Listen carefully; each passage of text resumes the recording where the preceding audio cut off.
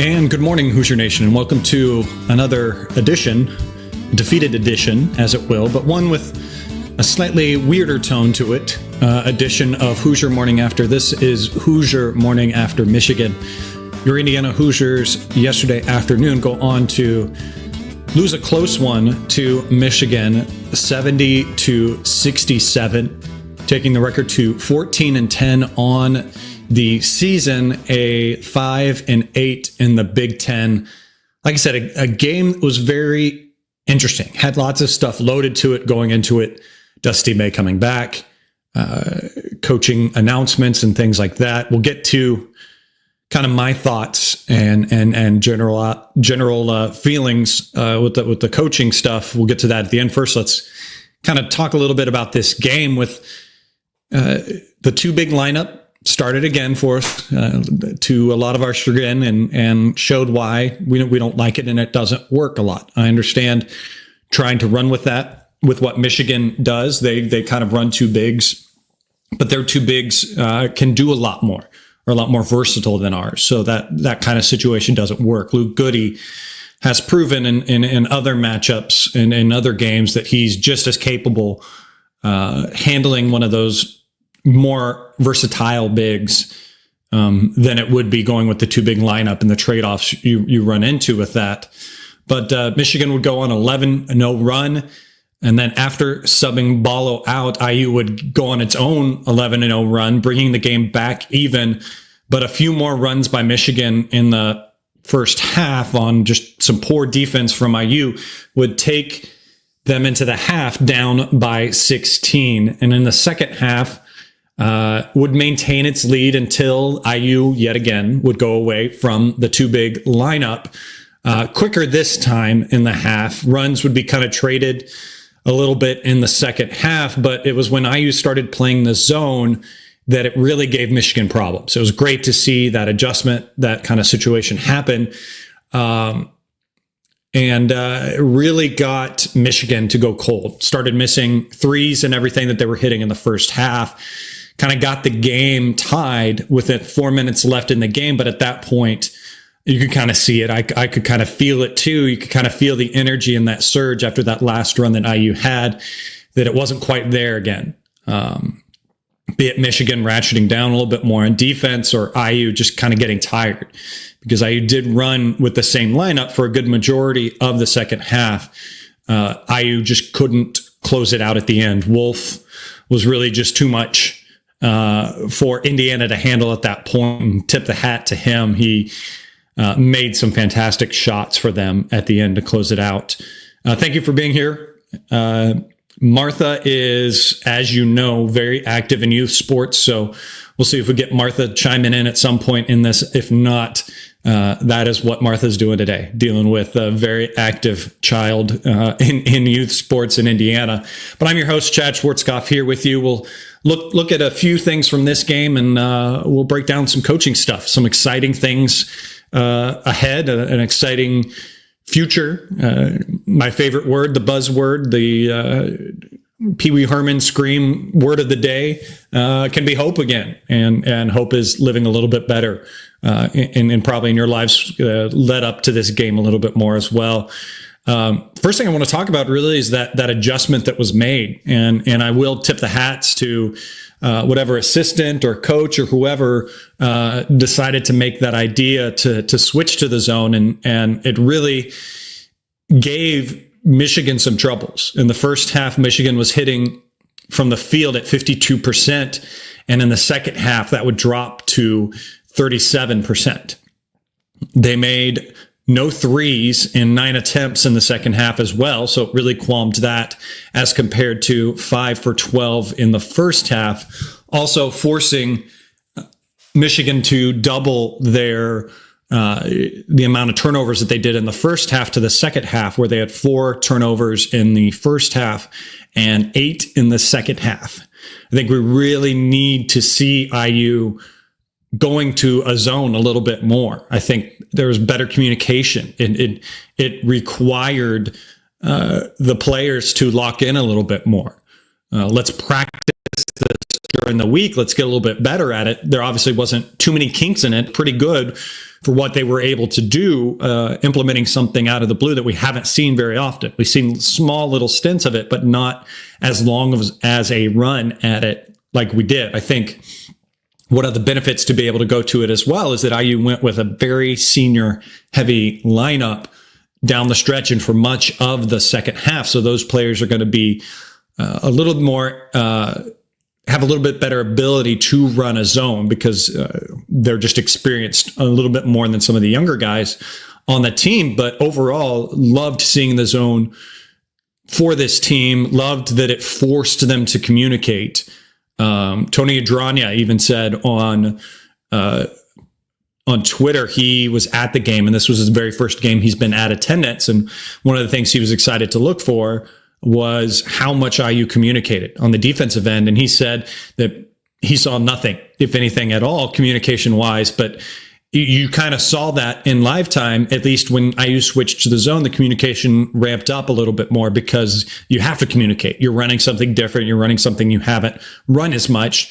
So I think we've got to screw the nail slot rim.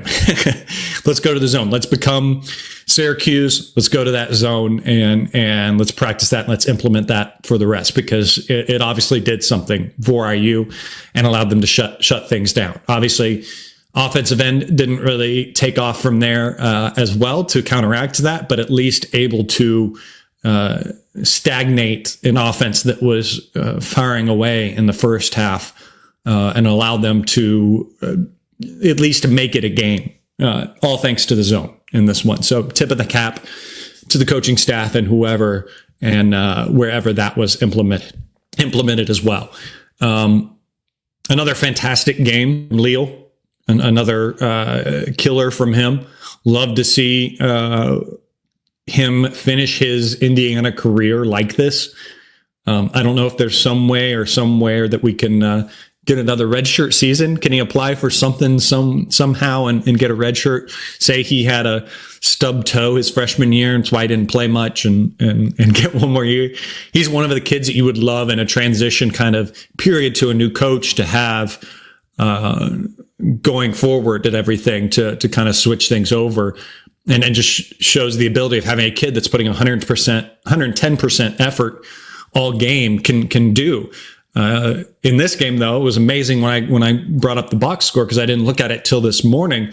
That Leo was the third leading scorer in this game. His stat line looked so much better than you've seen all year and loaded with numbers so much more than we have seen throughout the year for him. 12 points on 4 for 5 shooting, 3 for 3 from 3. So that's impressive. Obviously, we need to get him more of those. 2 of them just kind of came within the normal kind of stretch of the game. But then that last 3, obviously that half court hit at the buzzer, which anyone that's been in attendance knows that that's some fun things that he practiced and does. And he's been doing since he was a freshman.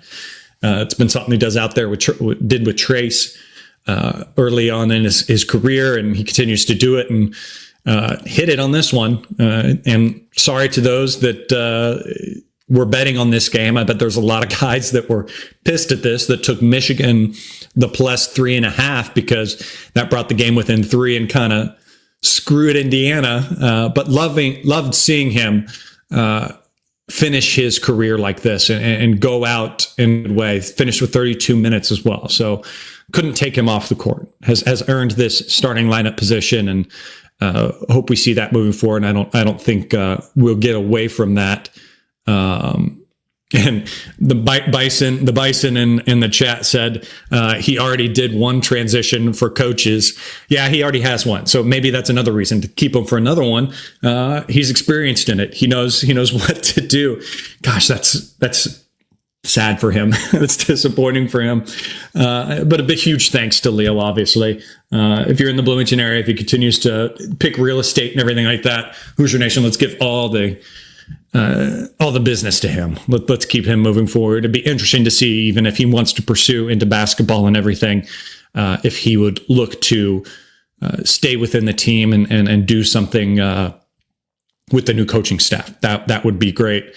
Malik Reneau, or Renault, as one of the announcers was calling him the whole entire time. Was that frustrating to you? It was very frustrating to me. I wanted to yell at that, and no one ever corrected him. The producer of the show, director of the show, you're in his ear. You could easily correct him.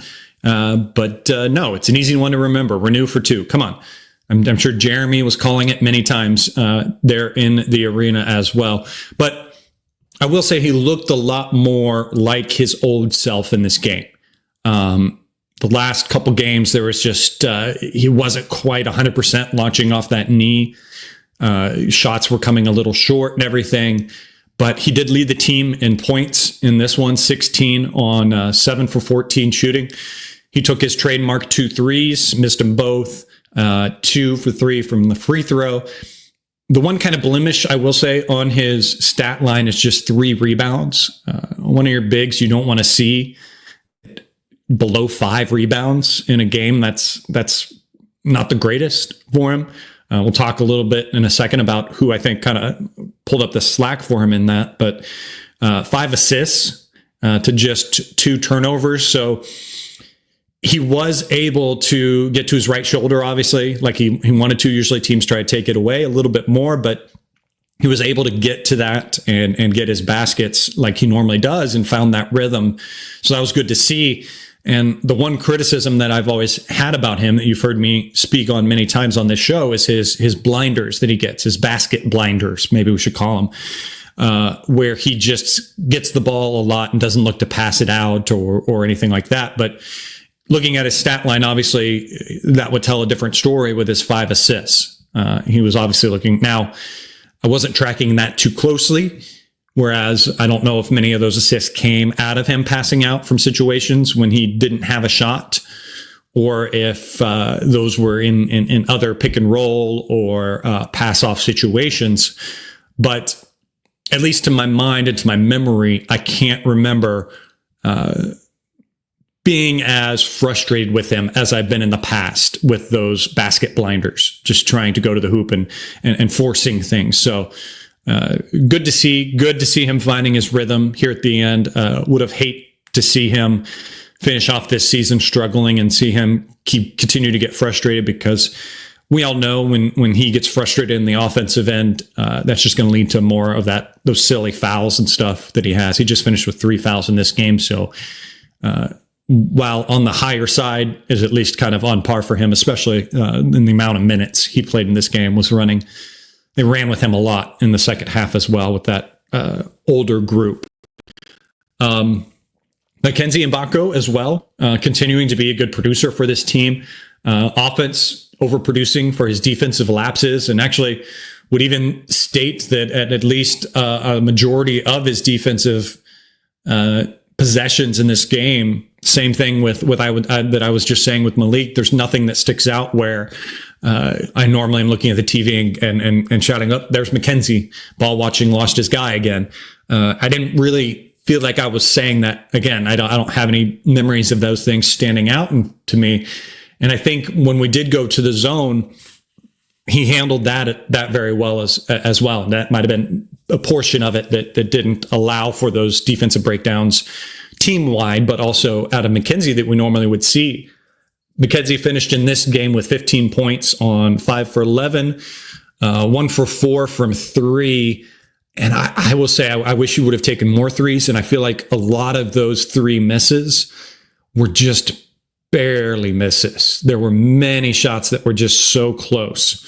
But 4 for 4 on the charity stripe. He's an automatic on that end, and very aggressive on the boards in this game when I looked at the stats. And that's who I was alluding to before when I was going to say how low that Malik, that his rebounds was really carried up by Mackenzie. Mackenzie finished with 11 total rebounds in this game, which kind of states towards you've seen in these last couple games where his offense has kicked off a little bit better.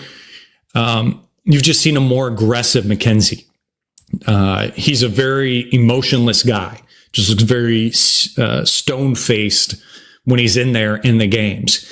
And it's good to see that he ticked it up just a little bit more, and there seems to be a little bit more motion and a little bit more aggression, I will say. Not on a negative anger standpoint, but just being more aggressive to get to the basket and stay more engaged.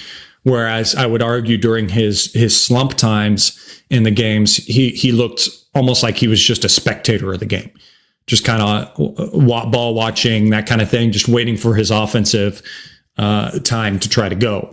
But I feel like off the ball, we're seeing a lot more from him recently in this game.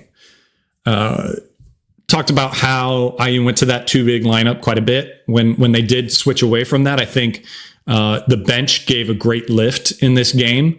If you look at plus minuses as well, beyond McKenzie in the starting lineup at +3, Indiana's whole entire bench was in the plus, whereas everyone else was in the minus. Ballo was the highest at -16, and behind Rice at -13. But the bench, I thought, gave a really good lift in this game, especially Tucker as well. While he didn't fill up the stat sheet, thought that he was very active in this game, finding guys, just being very active out there in the situation. It was shocking to me when I did look at the stat sheet that I didn't see bigger numbers from him, because I do feel like it was that situation for him in this game of more of the Anthony Leal kind of thing, where he just kind of came in and affected the game in a good way. Now, that could be to the point, to the degree where we went away from the two bigs, and that helps as well. Luke Goody, I think, had I will say, lukewarm game. Horrible pun. Sorry, guys. That was really bad. But finished with just 5 points in this game. One made 3-pointer on 3 attempts, made both of his free throws, though. And thought that he obviously affected the game positively when he was in there and ran with them a lot in the second half. Just didn't think IU put him in situations to try to find him. That 1-3 I think that he did hit was on that little trailer, or maybe that was Tucker to McKenzie. I can't remember. Text in the chat if you remember which one, but that was obviously a great play as well. But I think Luke did a pretty good job of at least affecting the game when he was in there as well as Trey. I think Trey needed to be in there as well as that leadership ball handler. 9 points, 3 for 11 from the field, 1 for 6 from the 3-point line, 2 for 4 from free throws. Just needs to hit more of those free throws, especially ones going down the stretch for IU. But Michigan, I think, game planned big time and saw all the tape of Trey getting downhill on those screens, and made a point to disrupt that. And I think that's smart by them.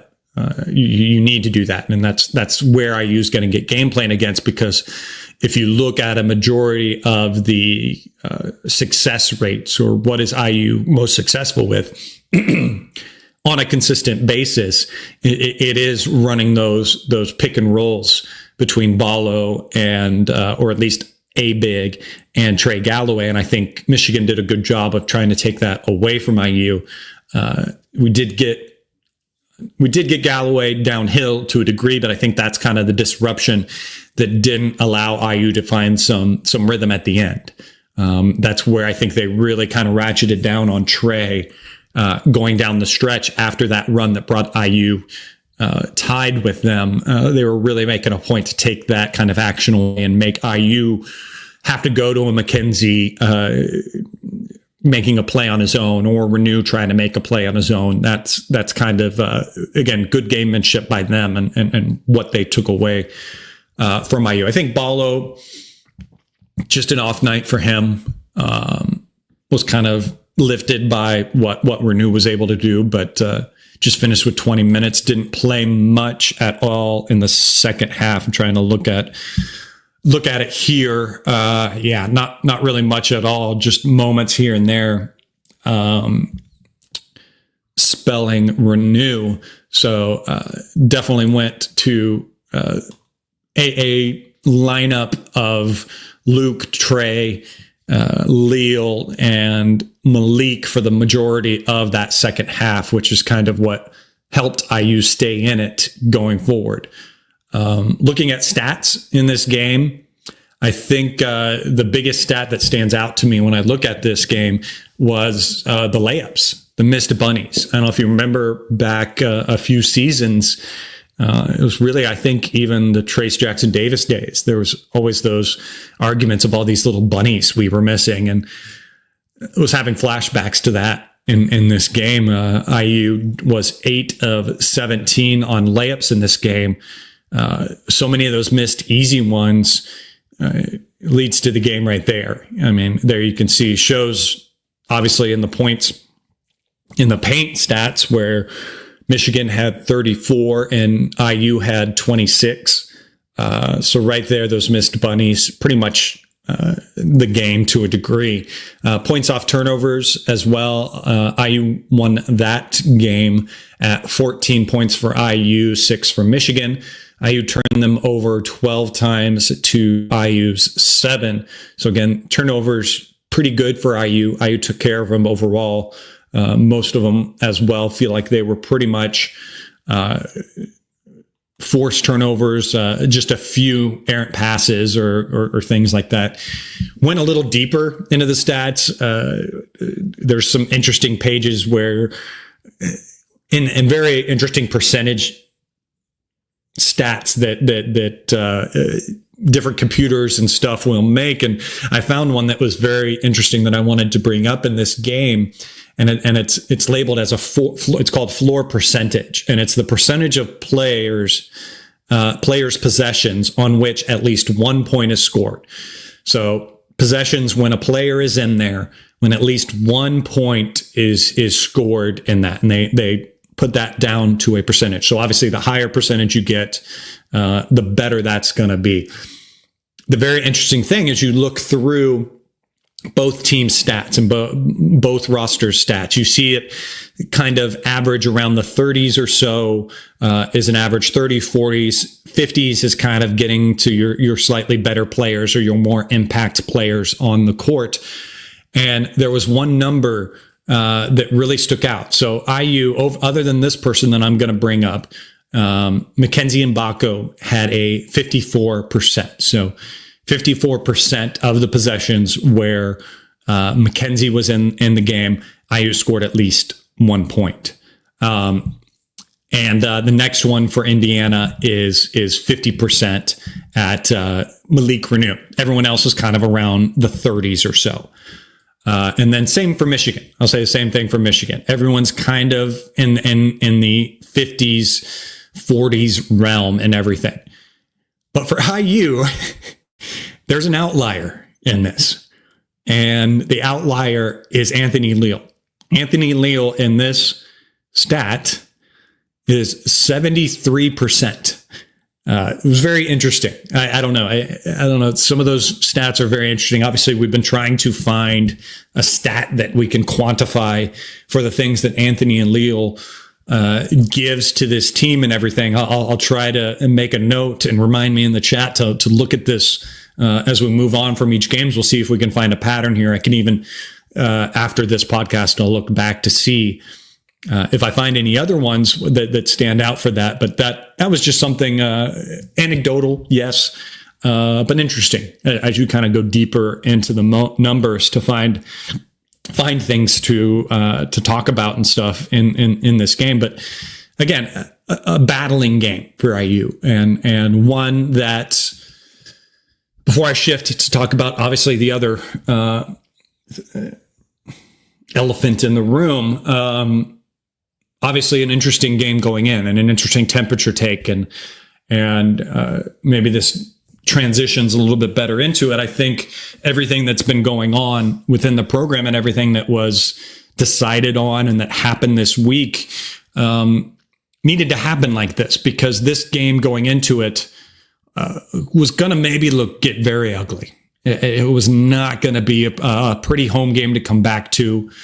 Obviously, even without the announcement of retirement, going into this was going to have that little extra drama, if you will, gravitas, if you will, with Dusty May coming back and everyone feeling like, Indiana missed out on him last season, and getting to see him in Assembly Hall again, getting to see him coaching in Assembly Hall, a big deal, and a big excitement for the program overall. And had this announcement not been made, I fear for how ugly it would have gotten there. And I'm happy things fell the way they did to mitigate that type of situation from happening. Now, I'm going to preface this all, and I haven't really seen this stated really anywhere yet. And I know it's will eventually be approached and will be said when we get deeper into the postseason and talking about different people and possibilities. But the one thing that I have to preface all of this before I get too deeper into it is just something that's always said, and that's we have to mitigate some of our joy and know that there are still a lot of people that are affected within these kind of coaching changes and stuff. And I don't mean to sound lectury, because I know a lot of you that are listening to this understand this and already know this, but it needs to be said and everything. Because with any coaching change, the part to remember is how it affects the whole staff, the assistants and the support staff.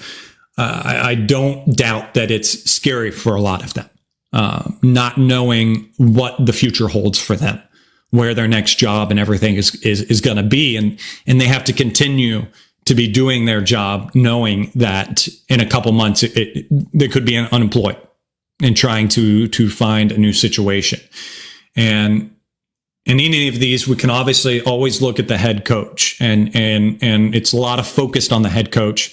And we know that they will be fine because they have big buyouts. They make a lot of money, and some of the assistants do as well. I get that. I understand that they live a lot more comfortable lives than a lot of you and me. But there's other ones on this staff that don't, and they are going to have to be out there looking for another job. And that's sad. That is sad. And I feel bad for them because there are many of them that are people that were just doing their job, that are just want to work for Indiana, want to be a part of this program. And a lot of it is not in their hands as to how things fell and why things came to where they did. So I feel for them. And I needed to state that. I needed to say that. I needed to put that out there. And we need to always know that that's there in the background, and need to know as well if I sound joyful or happy or excited for the new hope that this brings, this coaching change brings, and where that is. It is not on the backs of the tough situations that others are going to be put in. I'm not discounting what that is. But we should be able to be allowed as fans also to revel in the possibilities of our program getting better and moving forward to getting to that standard where we want it to be, and just being more excited about it overall. So I'm just going to say that. Sorry for that soapbox, but I feel like that needs to be said and that needs to be heard as well. Speaking out on everything that happened, like you. I was glued to my phone, going across all different media platforms, boards, and Twitter, and Reddit, everything that you could, trying to suck up any information as all the rumors started to swirl the last couple of days of what was going on. And was interesting to see things as they kind of have finally settled and landed, obviously not knowing, is this an immediate departure? Is he finishing off the season? What kind of situation are we running into? And to that degree, obviously, you have a lot of people arguing, well, if you're going to retire, just step away now, let someone be the interim and finish off, kind of thing. I think a lot of that, as Martha has said on this program, is if you're going to hire a legend, that means you have to fire a legend. And whether this was a firing, whether it was a force out, whether it was Woody's decision, Obviously, they're going to hold that close to their chest, what the true nature of the situation is. We will never find out truly what it is. Things can smell a certain way, and they definitely do smell a certain way, but that's all hypothetical, and we can't confirm or deny whether it is a situation where he's muscled out to retire or whether this is truly Woodson. We won't know for sure. We just know right now, Dolson has expressed his statement. We haven't got it discussed by Woody yet. He hasn't put out an official statement. He might wait till the end of the season to do something. He was already stated at the end of this game to the news folks in the press conference that they could not ask anything about that would be not be a topic that would be brought up in that post game conference. So he wants to speak when he speaks, and this is where we have to got to choose my words right in this.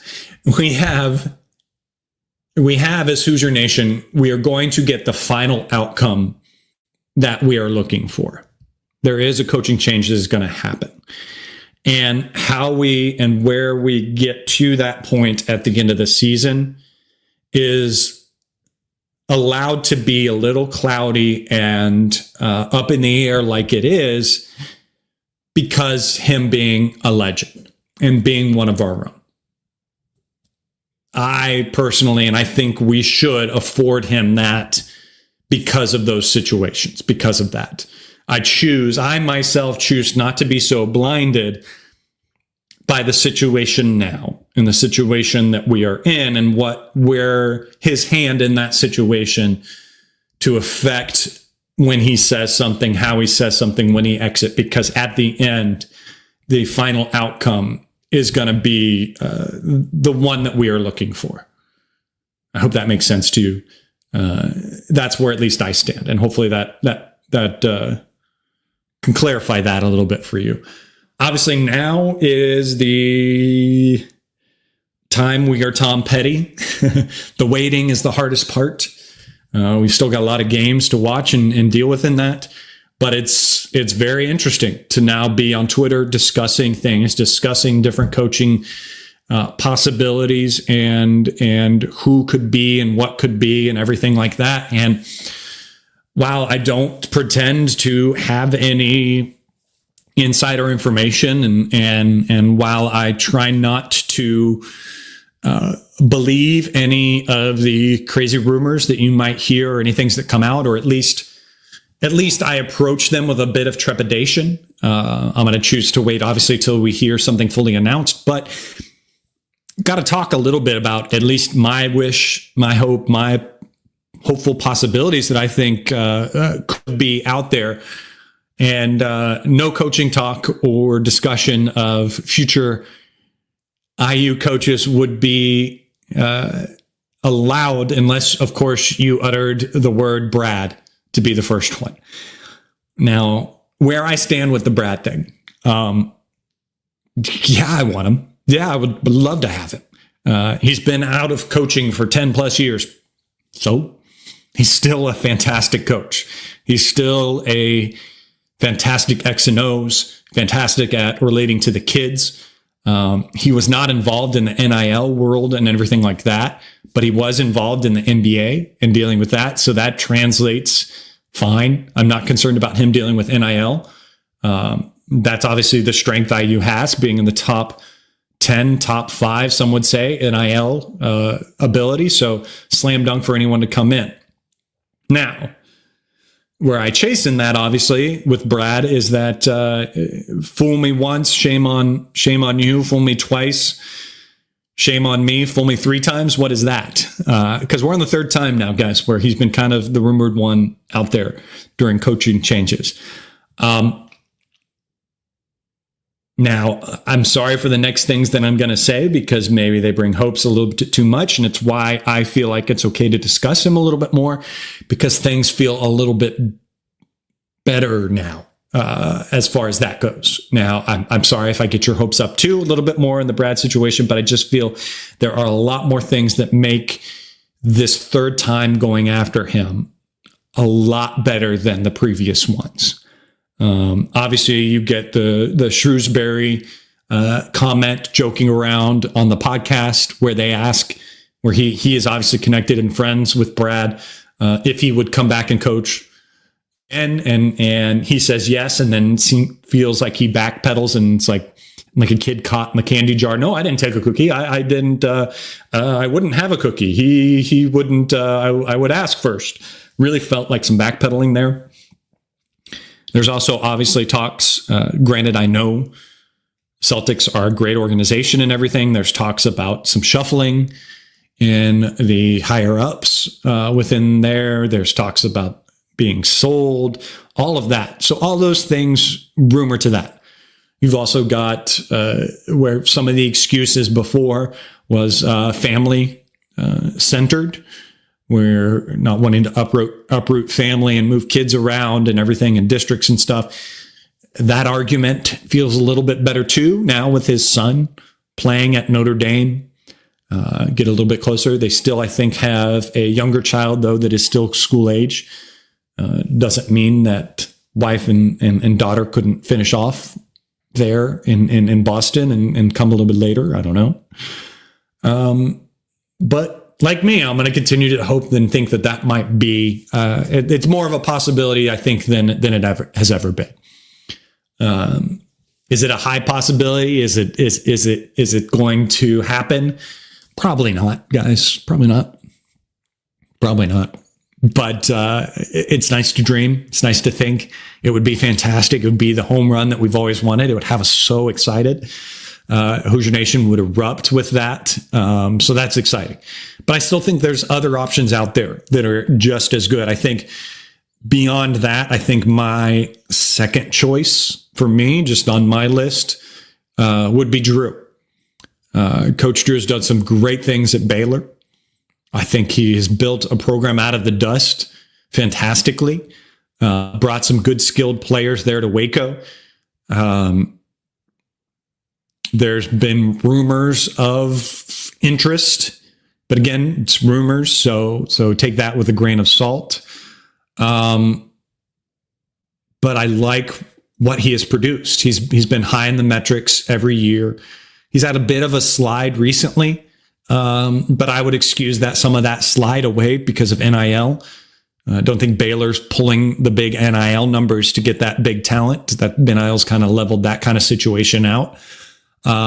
Whereas that might be where IU is enticing to him, where IU has those funds and that fan base to draw from, where he has maybe capped off there at Baylor. That's also an interesting situation to talk about too, because is he more established there? He is but he has connections to the Midwest, so ties to the Midwest. So maybe that wants to draw him back. So that's an interesting one. And that's one that I feel more confident about. If you had to ask me today to put money down on who's IU's next coach would be, that would be probably the one that I would put my money down on, and I would be ecstatic about. He is one that could come in and be very successful from the start and could be with IU for many years to come. He could retire at IU if he wanted to. Next on the list, I think, is a little bit far-fetched and is a little bit closer to and easier to talk to because of this game. And that's Dusty May. Obviously, from an emotional and a narrative standpoint, checks so many boxes. Did fantastic at FAU, is doing really good as well here at Michigan.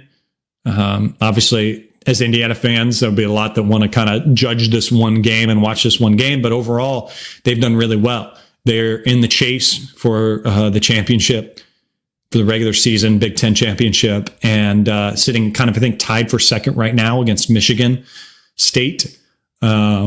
So was obviously the biggest narrative going into this game, how things were going to be. And I think a tip of the hat to everyone there. It looked like a good ovation and cheers when he was announced. So I liked that. What I didn't like, and I've tweeted on it a little bit.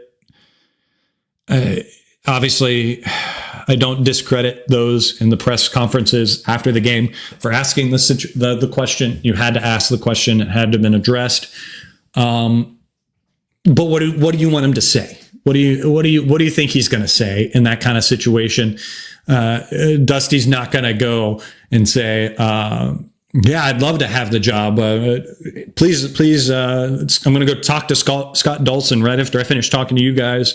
I'm going to sign the paperwork and everything, and we're going to get this thing going. Excited to be back at IU."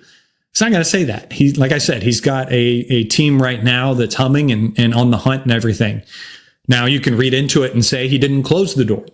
You can also read into it and say that he has a lot of emotion and a lot of passion around this program to not completely close the door.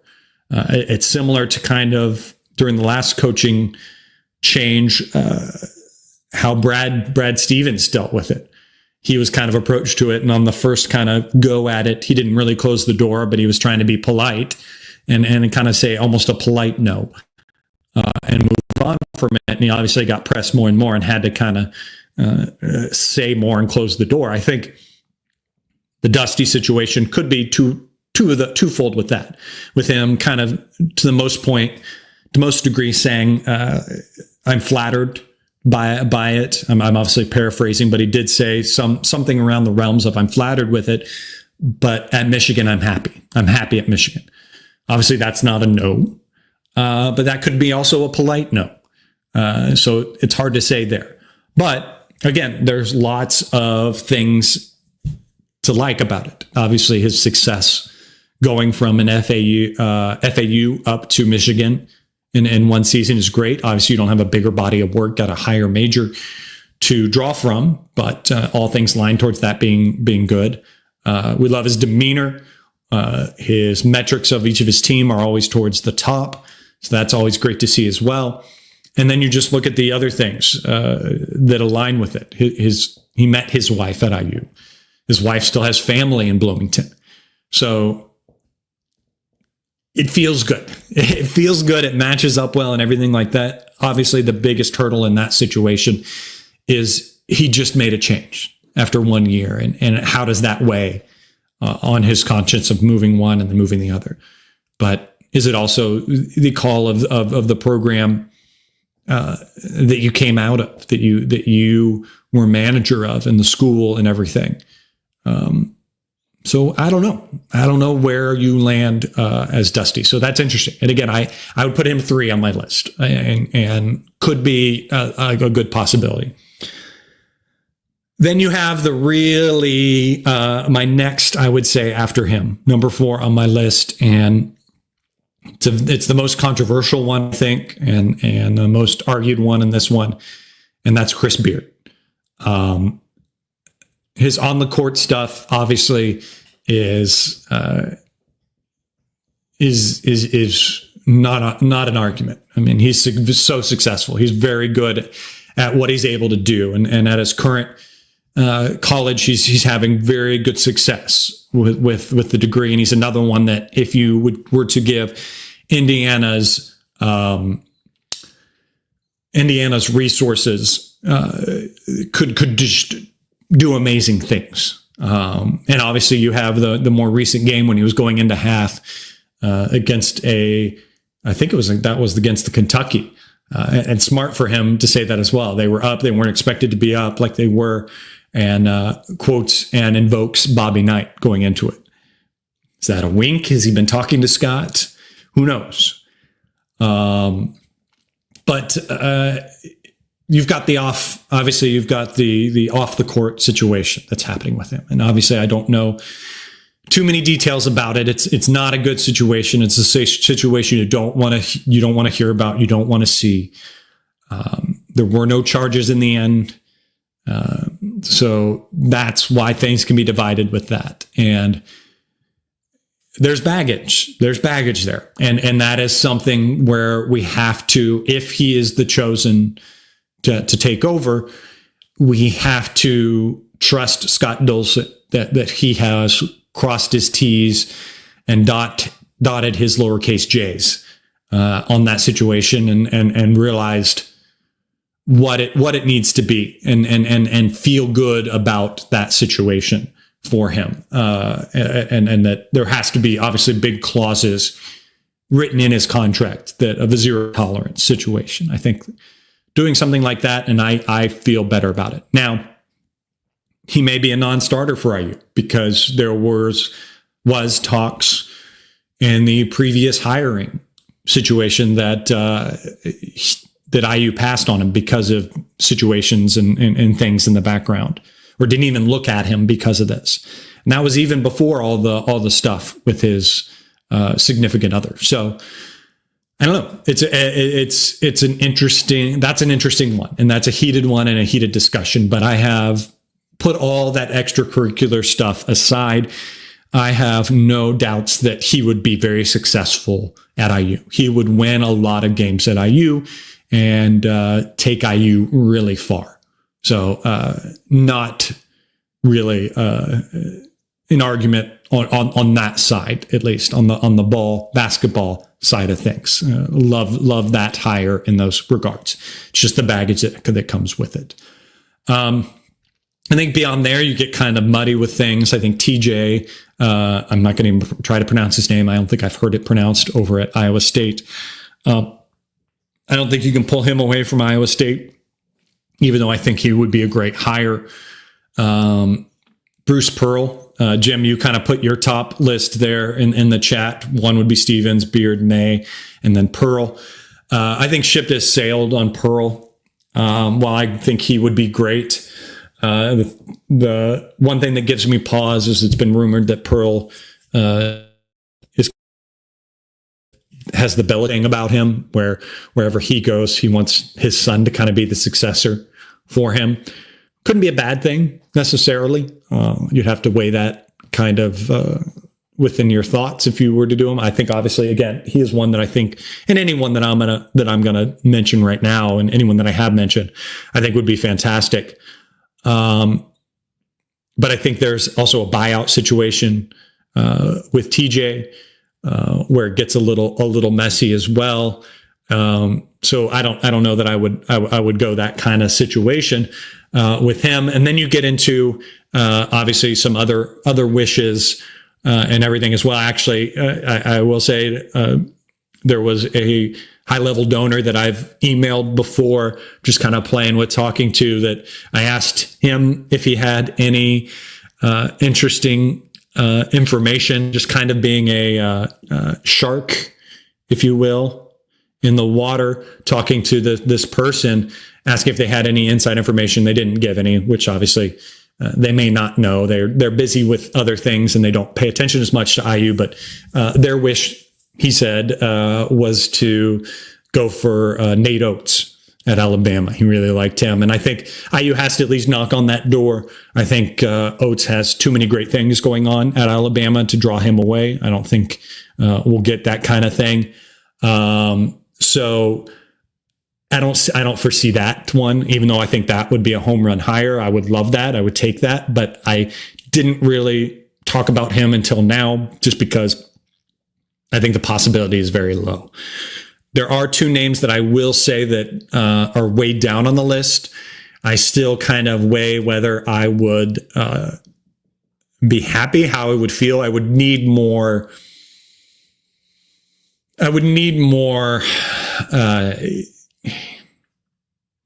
arguments to be excited about these two. And while there are some positives to say, I just think it's more because I think if it's one of these two guys that we've settled and we've gone past way too many other possibilities. And I think that's where it's kind of tough. And who I'm speaking about with that is Chris Collins and Matt Cronin. While I love what Collins has done up at Northwestern, he's done amazing things with very little resources. I don't know. It's not that one. I'm not as excited about. Matt Cronin, same thing there. I just don't feel the ceiling is as high with him. I know he's got Midwest ties and has talked about wanting to come back to the Midwest, all of that. And I just think his teams have struggled. I don't like the way he carries himself as well. Again, this is not narrowing in on them and watching them a lot. I'm watching them a lot, but just the few things that I've seen aren't as big for me. So I don't. Those two again. I think those two more of where I don't. It's less about feeling like they are qualified for the job and more a disappointment as to us settling at that point. I feel like we've settled at that point. Anything beyond that, I think, is going to be a surprise to me in everything. Now, I will say, and I'll finish this show kind of saying that I trust Scott Dolson in this. I trust him to be doing his due diligence. I trust that he's already been doing his due diligence. I trust that he is talking to Brad and he's at least feeling it out. We know that they are friends and that they do communicate. So he's felt that out and he's going to push that as much as he can. And Brad or Scott's connected to all those donors and he's got big money and everything like that. And you say Brad does a lot of those hefty pockets and wallets and checks are going to be written. So, but I trust Scott to do the right choice this thing. I feel like his hands were tied with the Woodson hire in that situation. And again, I go back to I argue about all of IU's coaching hires. I think they were the hires in the moment as to what the trends were and what the situations were. Archie was a hire as the big temperature and the big thing at that moment was finding that next big guy, finding that mid-major coach to make that leap. And he was doing really good where he was, and it just didn't work out. And you can dive deeper into that. We're not going to do that on this show. And then I think with the Woodson thing, one, hands were tied. And two, it's as you see in a lot of things in life, it was a big course correction. We went from Archie, who with the less experience, to try to take a chance and go for someone with experience and with the connection, because at that point as well, there's been the arguments of we need to get an Indiana guy, needs to be a guy connected and everything like that. I think it's very different in this coaching carousel because now, one, we've got the argument of NIL and being one of the top NIL programs and come in and you can get anyone you want to draw a lot of higher guys that wouldn't have been interested in the last coaching hire situation. And I trust Scott a lot more. I think his hands aren't tied this time, and he can go out there and work his connections, work those phones. And I think he has been working those phones. I think probably since the Louisville game, he's been working those phones a little bit. So in Scott, I trust, and in Scott, I have hope. So I will finish off talking about that and that hope and that excitement. And it is great. It is fantastic. And we still have a season, obviously, that we have to finish out. We still have a lot of games moving forward, and that's going to be tough to suffer through. And we need to try to be a little bit more graceful now with how we approach this team and everything. And I implore you, I can't convince you, I can't demand you to do things. Everyone has their own free will and everything, but I implore you, I hope that you will lead with hope with me, that on the horizon, things are looking better, things will be better, and we will find that situation. So let's at least cheer on these guys to go out on a high note and go out fighting, because they're still putting it out there on the floor. A lot of these players have put their heart and soul on that court for us. And I hope for a good situation closing out for them. So that's exciting for that. But until then, I, as always, will give you that hope. You feel that hope. You lead on with that hope. And in Scott, I trust. And Scott, you should trust as well. And have some fun. This is a fun time, guys. This is fun to be on those message boards and overreact. And get excited about rumors that you hear. But again, they're just rumors, and we won't know for sure until things are announced or those in the true know leak things any better. So until then, guys, that's it. We have a game on Tuesday against Michigan State. Going to be a big one at Michigan State. They're tied for second in the Big Ten right now. So that's going to be a tough one. But until then, guys, go out there, have yourselves a wonderful day, and let's go Hoosiers.